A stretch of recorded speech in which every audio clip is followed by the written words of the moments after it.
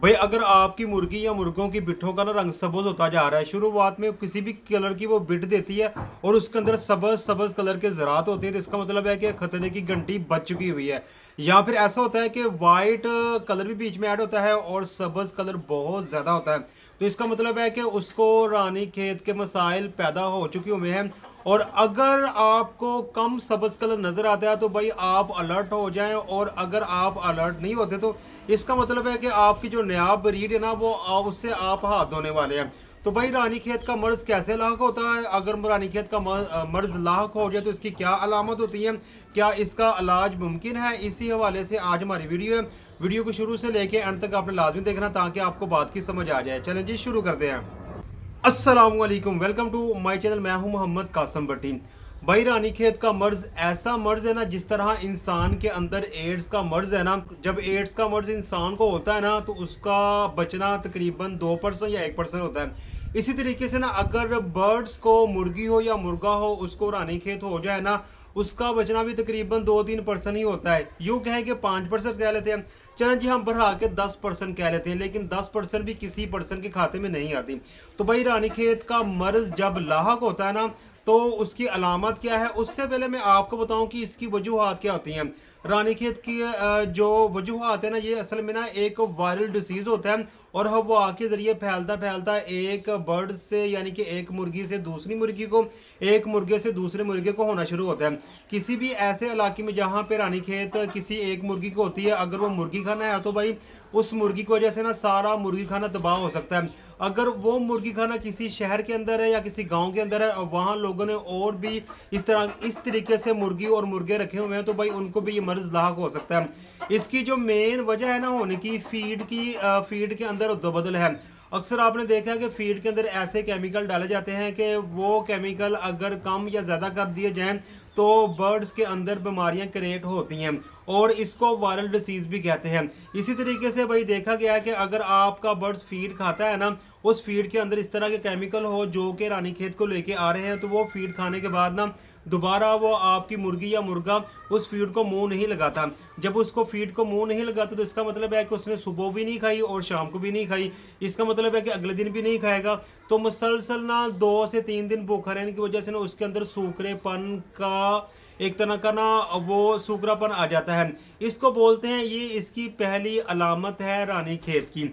जब बर्ड सूखना शुरू होता है, क्यों ये इस वक्त होता है जब उसके अंदर रानीखेत का मर्ज लाक हो चुका होता है, तो बर्ड सूखना शुरू होता है और खाना पीना छोड़ देता है। आप किसी भी किस्म की उसको खुराक देते हैं तो वो खुराक को हल्का फुल्का मुंह मार के साइड पे होता है। अगर आप उसका पोटा चेक करेंगे तो उसके पोटे के अंदर किसी भी किस्म की ग़िज़ा नहीं होगी। आपको ऐसा लग रहा होगा कि अगर आपने उसकी फीड चेंज की है, फीड के बदले आप उसको चावल दे रहे हैं या फिर कनक डाल रहे हैं या फिर रोटी के टुकड़े डाल रहे हैं, तो वो उसको मुंह लाजमी लगाती है। चांस है कि एक दो अपने पोटे के अंदर लेके भी जाए, लेकिन आपको लगेगा कि वो खा रही है, असल में वो सिर्फ मुंह मारे खा नहीं रही होती। तो ये इसकी एक अलामत है। इसकी दूसरी अलामत ये है कि जब भी वो बिठ करती है तो वो ज़्यादा सब्ज कलर की करती है। हल्का फुल्का उसके अंदर कलर वाइट होता है लेकिन वो सारी की सारी वो सब्ज करती है। इससे अंदाज़ा लगाएं कि अगर आप उसको फीड देते हैं तो फीड की वजह से जो बिट का कलर होगा वो सब्ज नहीं होता, ब्राउन होता है। लेकिन जब रानीखेत हो चुकी होती है तो वो इस तरह से बिट करना शुरू करती है, चाहे वो पतली करे या फिर हार्ड करे, लेकिन वो सब्ज कलर में ही होती है। तो ये इसकी दूसरी अलामत है।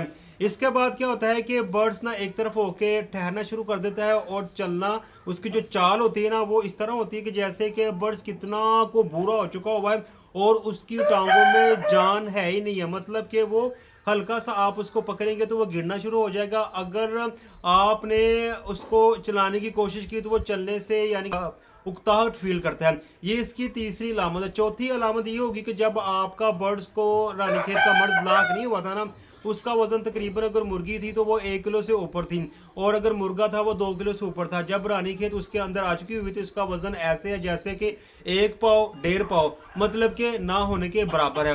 तो समझ लें कि आपके बर्ड्स को 1 2 3 ज़्यादा से ज़्यादा 4 दिन का आपका मेहमान है, उसके बाद उसने मर जाना है। तो भाई ये उसकी मैंने जितनी भी अलामत है वो आपको बता दी, वजूहत थी वो भी मैंने आपको बता दी। अब इसका इलाज क्या है? इसका इलाज तो काफ़ी लोगों ने निकाला हुआ है और कई बार भी मैं इसका इलाज बता चुका हूँ, लेकिन मैं इस वीडियो के अंदर सिर्फ आपको ये बताने वाला हूँ कि आपने इस बीमारी से बचने के लिए जब आप देखते हैं कि आपकी मुर्गी की बिट्ठों के अंदर ना सब्ज कलर आना शुरू हो गया हुआ है या सब्ज और वाइट कलर की बिट्ठे दे रही है, तो उस मुर्गी को फौरन अलहदा कर दें।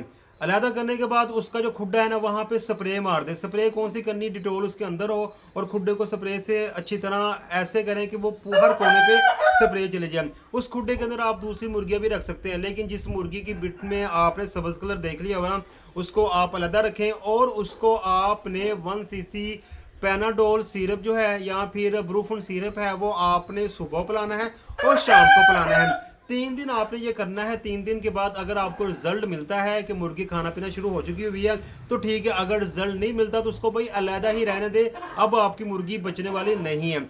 अगर आपने देखा कि 3 दिन के अंदर वो खाना पीना शुरू हो चुकी हुई है और इतनी एक्टिव हो चुकी हुई है कि अब आपको उसकी फिक्र करने की जरूरत नहीं है, लेकिन अभी भी आपने उसको दूसरे बर्ड्स के साथ नहीं मिलाना। ये 3 दिन तक अगर वो खाना पीना शुरू हो रही है तो भाई दोबारा से उसको अगले 3 दिन भी आप सुबह 1 सीसी और शाम को 1 सीसी आपने ब्रूफिन या फिर पैनाडोल सिरप पिलाते रहना है। ये आपने 1 हफ्ते तक करना है और आपको जब अंदाज़ा हो जाए कि आपकी मुर्गी का जो वज़न है वो पहले जैसा हो चुका हुआ है या फिर वो फीड मुकम्मल तौर पे खा रही है, वो फीड जो आप पहले इसको देते थे वही फीड वो खा रही है, उसमें किसी किस्म का रद्दोबल नहीं है, ना वो नखरे खा रही है और पानी अच्छे से पी रही है, तो इसका मतलब है कि आपका बर्ड्स है वो रानीखेत से बच चुका हुआ है। लेकिन 1 हफ्ता गुजरने के बाद भी आपने उनको दूसरे बर्ड्स के साथ नहीं मिलाना।